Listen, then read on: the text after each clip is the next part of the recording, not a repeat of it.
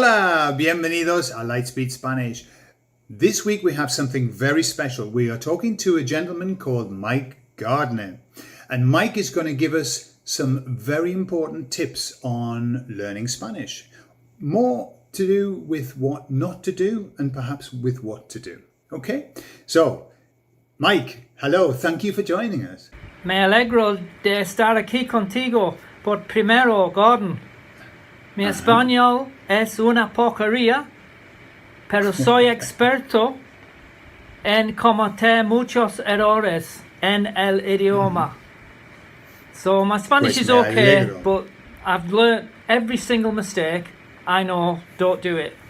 So hopefully this will help Okay. everybody.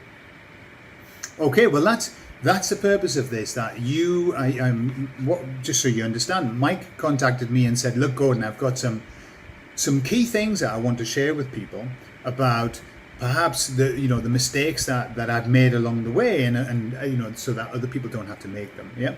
So we thought we'd make a video on it. So do you want to start running through your ideas, Mike? Okay, one by one, Gordon. I'll list them Yeah. one after the other, one by one. Okay, Yeah. sure. Well, my first one is about Michel Thomas. Now, Right. a lot of people started with him. He was like a bit of a pioneer, I think. I think his first CDs came out probably 15, 16 years ago. And I think Absolutely, he's really, yeah. really good. He's very talented. He's been a very clever man. But there's a lot of things he says that are very, very misleading, especially when you get beyond the beginner stage. This is just my opinion. But I'm not knocking him. He's brilliant at the way the verbs work and a lot of the grammar. But he only goes so far, and then I think you get very mixed up. I'll just give you a quick example. The difference between say and estar, for example. And he just does this broad thing, which you guys have done a brilliant book on, which I've used, and it's wonderful. I'd recommend that to everybody. And he just does the same thing everyone else does, which is say permanent, estar temporary. And of course, if you say La Catedral es en la esquina, how long has the cathedral been there for? 500 years. Sounds pretty permanent to me, but it's estar, correct? Because its location trumps everything. So so I think there's on that one. I'll wrap this one up. Just be careful with him, and I also think it's very misleading on the past tense. He talks about the preterite again being a dot in the past. So misleading, and it really stopped my improvement for years and years and years. So I don't know what the Spanish for this is, but the solar system has been in the universe for 400 billion years, but that's actually not. It's not. It's. Let me think. It's not. Is it a star? Or say whatever it is. It's not what you think it is, because that sounds like it's not a dot in the past, is it? I think it's when obviously you brought it up to the present. It still exists, so we wouldn't use the preterite. But if you were talking about something that existed for 400,000 years before, it would have to be preterite because you've measured it. Exactly. And that's certainly not a dot. I think that's what you're saying. It's not a dot. That's exactly right. That's and a big chunk. And I think it would. That's what I think's so unique about you two guys, because I've been learning Spanish 12 years. No one's ever said this about measuring it. I could never. And as soon as I understood that, it all seemed to make sense. And just the final thing about Michel is black and white mistake. It teaches you when you start a sentence with C, it's always a subjunctive. Nonsense. I think most of the time it's not the subjunctive, is it? Most times not. So I just think be careful with him. That's all I would say. But I do recommend him. It's very good for beginners. Okay. Yeah, I think he's great for building confidence. Yeah, I think he's he good. does help people to make sentences. You get a sentence made, and that's great. Absolutely. But obviously it's got its limitations. Yeah. Okay, so the second one is don't bother learning about usted. Because again, and this came from him, I'm not sure, I think he died 7 or 8 years ago. He's very old. I think he was in his 90s. He'd be over 100 now. Now, this is a guy that was, I think I'm right, was born in Poland, whose first language was Hebrew. Right, then he went to live in France. The guy's a genius, but he spends a lot of time explaining how you go and talk to someone using usted. I've lived in Spain 3 years. I get spoken to with usted more because I'm very old, right? But normally, unless you're speaking to the mayor or a policeman, just forget about it. It's such an informal country, and I think the world's changed since he learnt Spanish in the 1940s. So I would just say, until you get advanced, just forget usted. Just call everyone "Cómo estás," which is another thing. In Murcia, of course, they cut the S's off. So they speak informally, but they cut the S off. So they're saying "Cómo estás," but they actually say "Cómo está." That's the frustration of Murcia, and it's probably the same in a lot of places. So my other advice: just forget usted till you get quite advanced. Okay, and I'll just add a little caveat to that. Mike's talking about Spain, and that is very much the case. That 99% of the time, people are going to use tú or vosotros. Obviously, if you're in other Latin American countries where usted is more popular, then absolutely that's what you use, but as a default. But here in Spain, tú. Okay, so number 3, Gordon, is that memorizing phrases, and I think we're going to go into this a bit later on. You're going to show someone, so I'll just give you one example. I think this is a shortcut to enjoying visiting Spain, enjoying learning the language, because grammar is difficult, and if you're learning through grammatical phrases and how verbs work, it takes a long time. Whereas if you can just learn 20-30 phrases, and I think we've got about 20 here, haven't we, to show people, it means you can go out in Spain, you can buy a coffee, you can ask someone how they are, and you don't have to even know what each word means. So one example, when we first came to Spain many years ago, the hole in the wall wasn't English. Now most of them default to English once you've used it once, but then they didn't. So we were always in the bank.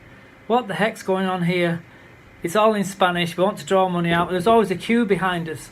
So I got a Spanish friend to teach me to say "Gracias por esperarme," which is, I think, thank you for waiting for me. And they really like it. Spanish people love an attempt to speak Spanish, even if it's not very good. So again, we'll probably go into that later on, Gordon, because there's quite a few. Some quite funny, some formal, some it'll just enhance your life here. Just a quick one that I don't think we've got after. If you're in a restaurant and you're having a nice meal, it's just dead simple. La comida aquí está riquísima. You don't need to be fluent, and the waiters love it. You know, it's just a way of enhancing your life here. So that's the third one. Sure. Okay. Yeah. So there's the next one is about when you step off the plane or off the ferry and you're in a Spanish-speaking country, and I'm particularly talking about Spain here. I know you've got students all over the world. I can only speak about Spain. Spain is such a different country. They were invaded for 800 years. They had a fascist dictator in living memory. They had a civil war. There's so much about the country that's different. So you've got to remember that and don't look at your life here or your time here through the eyes of an English person. I'll give you an example. You go to a bank, the guy's going to serve you is going to look like he's been digging the garden up. He's not going to have a suit on. There's going to be people behind you, can hear everything you're saying. And once I was in the bank having quite an important meeting with all these Spanish people behind me, and a guy comes in I recognise from the post office. He just gets up, "Hola, ¿cómo estás?" and they just go off in the back for 10 minutes. And now the English part of me was thinking, how rude is that? But you mustn't think that. It's Spain. And for every one thing that frustrates you, there should be 20 things that are wonderful. It's a wonderful country with wonderful people. But just remember, you're in England, things are done differently here. That's kind of my just advice on that one. Very true. Yeah. Okay, so the fifth one is how, again, briefly referring to Michel Thomas, and lots of these things that are out there, which you guys don't do, you're quite exceptional here. They teach you very, very formal Spanish and very formal ways of communicating with people. And so I've written one down here. Michel Thomas teaches you to say, I've got it written down here, where is it? It's Puedo invitarte tomar una cerveza. Now, Gordon, have you ever been asked that by a Spanish person in your life, even one time? No. And so I think, again, it's what you guys do. This formal Spanish, it just doesn't even exist anymore. It's such a friendly, relaxed country. So just forget being formal and just be friends with everybody. And it's a respectful thing. Only if you introduce to someone who is in his 80s or perhaps some grandparents or something, I guess it might happen there. But it's just the way they speak, it's just not formal. And I mean, some things, these things really amuse me. I've got a really lovely Spanish friend called Tony. I meet her every week. She's so lovely, such a typical Spanish woman. Her English is really good, and she'll drop her glasses on the floor and she'll just say, "Oh, joder." So we know what that means. And to an English person, it might seem, "Oh, well, that's an unusual thing. I didn't expect a woman to say that." It's just so different here, and it's just so relaxed. Would you agree, Gordon? That's just what Spanish people are like. Absolutely.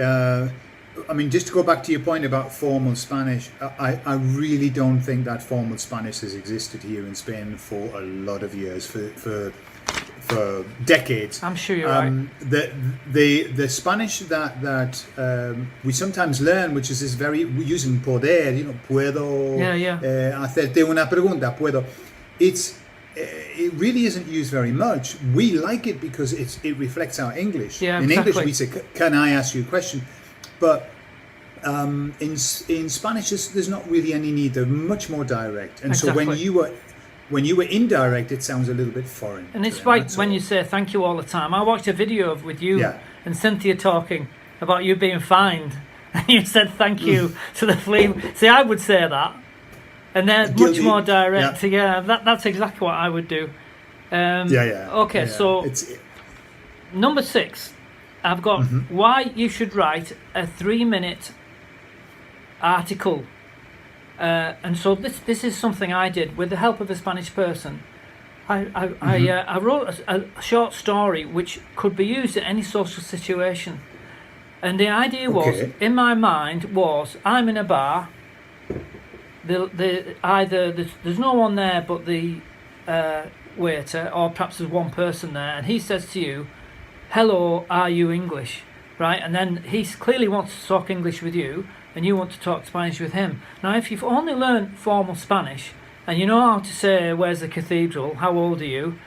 You run out of things to say pretty quickly. But if you can say to them, ¿Qué te gusta hacer en tu tiempo libre?" for example, or you can say to them, which 99% of people in Spain like football, and they're either Real Madrid or Barcelona. We talked about this simply. So Real Madrid is Los Blancos, and if you're a fan of Barcelona, it's Soy culé. Just a little bit of slang there people might like.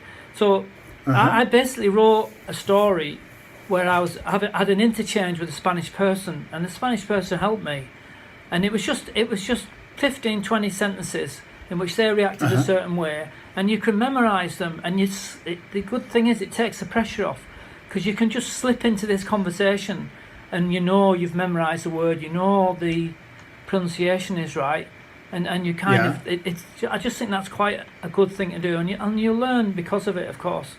And then Spanish people just are so patient with you. But unfortunately, the one warning here, they'll think that you're Cervantes, won't they? And they'll just suddenly come back at you, and then you can't understand them. But I would recommend... This is a bit of a problem with that. Yeah. That's the only problem, is that if you learn fixed phrases and not are working on your listening as well, when they answer you, you've got no idea what they're saying. Absolutely. But I think a balance between the two is absolutely great. Yes. Absolutely have some tools in your pocket. Have some phrases that some great questions. I believe that questions are the answer to your Spanish. Yeah. The better your question, the more the person's going to speak, and the more you're going to learn. Yeah, again, I'm going to go back at this after. I'm a really, really big believer. You must have human interaction, and I'll come back to that in another answer. Okay, so number 7, don't try and be perfect. I've written here, even Gordon makes mistakes. Am I right, Gordon? Absolutely. And Every day. I'll tell you a quick English story about why you shouldn't worry about mistakes and what's important. We had some friends from Lancashire. The guy was in his 80s, and he was quite old. English people, obviously. And I said to him, "Where did you go at the weekend?" And he said, "We got us to the coast, and we got us sandwiches." Now, it's like this, and I think the equivalent way Spanish people speak, no one really speaks like an MP or the Queen. We just speak, and we make mistakes all the time. And I've known a lot of English people learning Spanish, and they get so upset about making mistakes, and especially in past tenses and things like that. And instead of estar, it's no one really cares. I mean, if you're taking exams or you want to work in Spain in an office, you need to But if you're there on holiday or it's a hobby, just chill, just relax, and just speak the best you can and be patient, and they'll love you for it. So that's number 7. Now number 8 is pronunciation, and I think this is quite an easy thing to put right. And I've another example of it. You've got videos on this, Gordon. Pronunciation isn't that hard if you work at it. And I don't know if you agree, I reckon 10 hours hard work and you'll have it. There's only certain rules. A lot of it's similar to English. Where the push is, you don't say Amarillo as in the song, it's Amarillo. There's rules that aren't that complicated. One day I was with a Spanish woman and I'd written some Spanish phrases down and I asked her to translate them into English. And so one of them had the word quick in it, which I pronounced as rapido. No idea what I was talking about. And then after about 10 seconds, oh, you mean rapido. So the push is in the wrong place. Things that might seem unimportant to you. And the other one, which is even more interesting, I read her out a sentence which I'm going to read with an English accent, and it's English. So the sentence was, Juan ha comprado un coche nuevo. No idea what I was talking about. She said, Juan, do you mean one? No, Juan. She said, do you mean one? No, I don't understand. Then she said, oh, you mean Juan. Juan. It's not, Juan doesn't exist. I don't know if you agree with me, but most English people I know who are learning Spanish would probably just say Juan, and they've no idea what we're talking about. It's kind of just, you need to always be aware of the importance of pronunciation. It's not that hard to do. So, all right, learn grammar, learn vocabulary, but also learn the quite straightforward rules about pronunciation. Do you agree with that, Gordon? Sure. Is that right? Sure. I've come across some great Spanish speakers who have done no work on the pronunciation at all, and so they can talk, but it's very difficult to understand. What you're calling the push is what Spanish people call el golpe de voz, which is where the emphasis goes on the word, and if you put it in the wrong place, people cannot understand you. They just can't understand you because it's foreign to them. It's not their language. So it's very, for example, Spanish speakers, when they say one, they will say one. One. Okay, so absolutely, they're going to be off on another tangent when you. I had one word taught to me. I just remembered this, and I quite like unusual words. I like making people laugh. I'm quite a bubbly person, and I love the Spanish sense of humour. And so I asked the Spanish person, "What's the word for a miserable person?" And she asked me what the only English word I could say was grouch. And she taught me that the word is, and I'm going to pronounce it correctly, I believe, cascarabias. Cascarabias. Now, when they taught me and they wrote it down, I used this for ages and no one knew what I was talking about. The reason is, I was saying cascarabias. What the hell are you talking about? And then they said, oh, cascarabias. Is that right, Gordon? Have I got that correct? Cascarabias. When you say it wrong, the push is so important, much more important than in English. I'll give you an example of that. Somebody went into the famous restaurant in Madrid, the oldest restaurant, and he ordered albondigas. He said, quiero albondigas. Nobody knew what the hell he was talking about. And then finally they said, no, albondigas. Exactly. It's only one movement of the emphasis, but people don't understand, so it is very important. You're right. Okay, right. So so number 9, you can study grammar, you can study books, you can listen to things. You must meet people, and it's possible to do it now from anywhere in the world. I would recommend a website called Hello Talk. It's free. You put your details in, and with us being English, there'll be 10 times more Spanish speaking people who want to talk to you. I met a friend called Anna online, a lovely lady in Oviedo, and we're best friends. I've been to her house 3 times through Hello Talk. So kind of on this one, my wife had a friend been learning Spanish for a year with some app that she swore by. She did it for an hour a day. I'm not sure what it was. I'm sorry, useless. I went to her house because she wanted to practice Spanish with me, been learning Spanish for 1 year on Duolingo or whatever that it was called. I don't know which one it was. Couldn't speak a word of Spanish.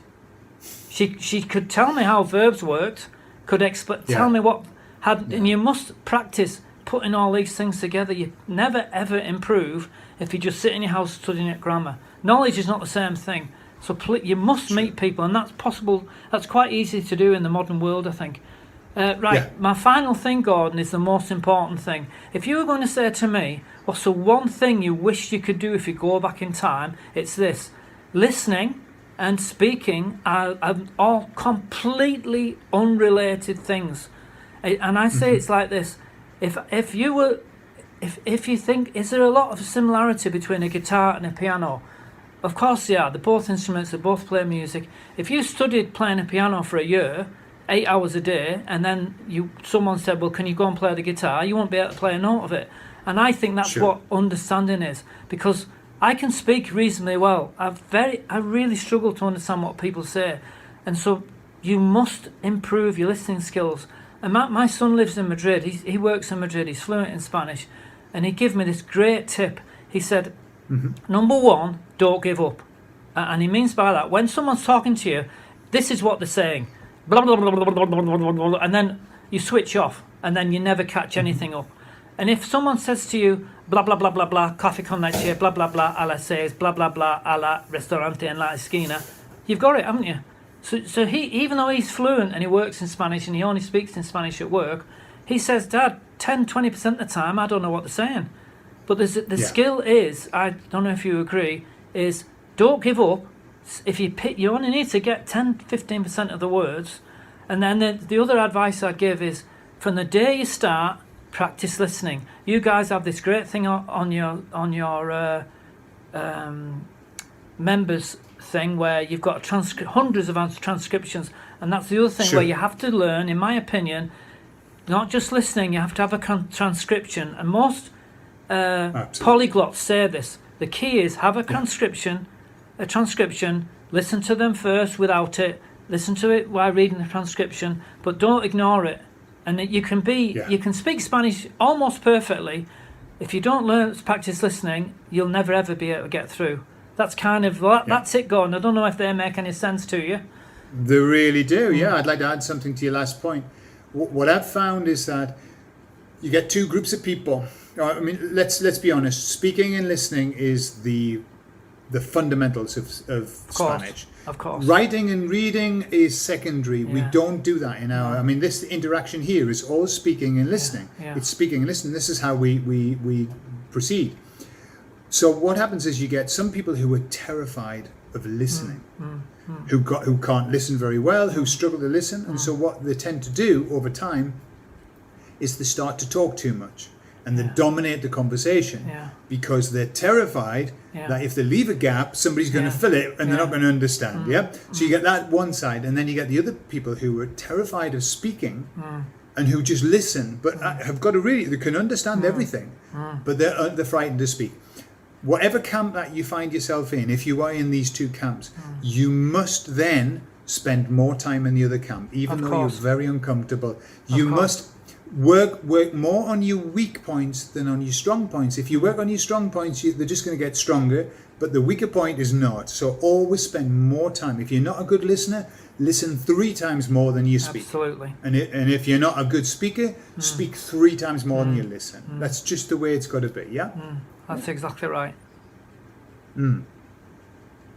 Okay, so Mike made reference to some sentences that he has created, but what I'd like to do, because I want to keep this video fairly short, Mike, otherwise it's going to end up too long. But what I'd like to do is this: I'm going to leave a download for you in the comments of the video. I'll leave you the link for the site that Mike has mentioned, so that you can have a look at that, because I think that's vitally important to make friends and start speaking.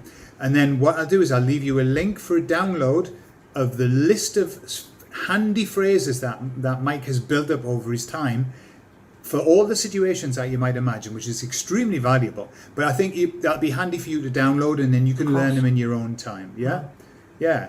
So, Mike, just a couple of questions before we finish. How long have you been living in Spain? We bought the house 13 years ago at 5 to 12 when the prices were just about to drop. But we've lived here for about 3 years, around about 3 years. We're in Murcia, in southeast. In Murcia, yeah. Very beautiful. All right, so where the accent is very thick, yeah? Yeah, they say cerrado, don't they? Cerrado. Cerrado. They say, Cerrado. They don't say cerrado, they say cerrado. And then, yeah, exactly. And then they say, instead of casita, they say casica.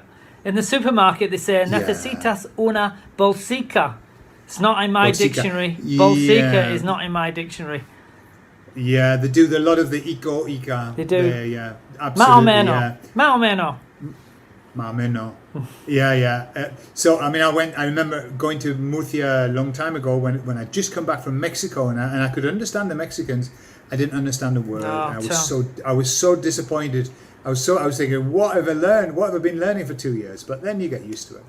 Just very quick one, Gordon. Go on then. There was a television program on last week for national television in Spain, and they were interviewing a farmer in Murcia, and it had subtitles on it for Spanish people who couldn't understand him. Yeah, absolutely. That's how hard it is. Absolutely. I mean, if you get somebody from the north of Scotland and people are watching in the south of South England, Shields, often, or South Shields, or Cumbria, you have to have subtitles. Yeah.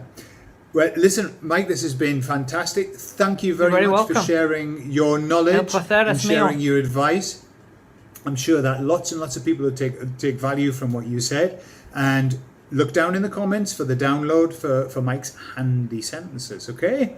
And that's it. So, muchas gracias, Mike. Nos vemos en el siguiente video, en el futuro. Por supuesto. ¿Vale? Cuídate. Hasta luego. Adiós.